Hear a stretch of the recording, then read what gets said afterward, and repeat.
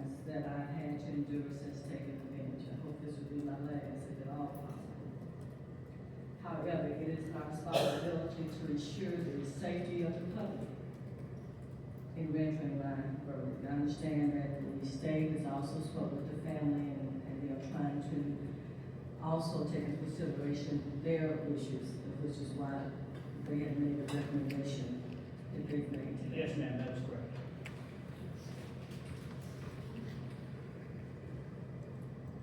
Because the part I didn't say, and I think I left out, is that when you do a plea, the court has the discretion not to accept that plea.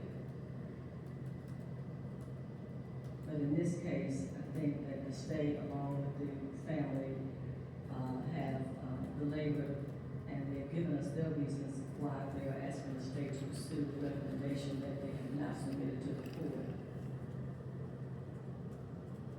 And it's also my understanding, and I think I will repeat it, I think the state has already stated the fact that Mr. Callihan has already been sentenced in Louisiana, and some further judicial proceedings that are to take place after this proceeding as well. And I will state that again once I read my sentence, that is correct. That was something that I wanted to make sure.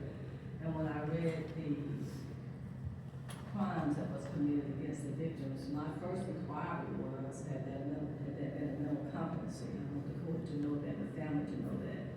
Because to read the atrocities that took place on that day among those children, I want to make sure that the person standing in front of me is mentally competent to stand trial, and that's our responsibility in the judiciary as well. And I have verification that Mr. Callihan is competent to be here today. Therefore, the sentence that I'm going to impose today will be the recommendation along with the recommendation of the family, which is to count 1, capital murder. Mr. Callihan will be in prison for life without the possibility of parole, to be served in the custody of the Mississippi Department of Corrections. Count 2, 30 years in the custody of the Mississippi Department of Corrections, with all 30 years to be served. Count 3, 30 years in the custody of the Mississippi Department of Corrections, with those counts 2 and 3 to be served on each of those counts. Count 4 deals with sexual battery. Mr. Callihan will be in prison for life. The Mississippi Department of Corrections also report count 5 for sexual battery to be in prison for life. The Mississippi Department of Corrections, those sentences will be imposed today and will be served consecutively to each other. These sentences will also be served consecutively to the life sentence that's already been imposed by the 21st Judicial District Court State of Louisiana.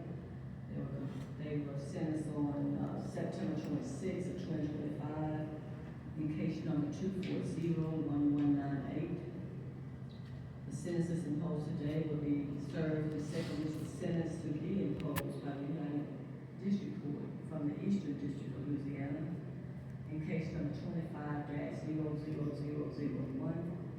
The state has indicated that they are going to dismiss count 6 and 7.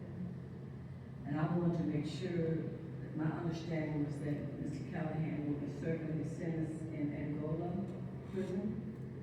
And we want to make sure that the sentence here